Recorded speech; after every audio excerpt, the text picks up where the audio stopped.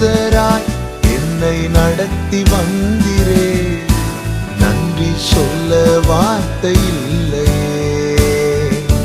நல்ல எபினேசராய் என்னை நடத்தி வந்திரே, நன்றி சொல்ல வார்த்தை இல்லையே.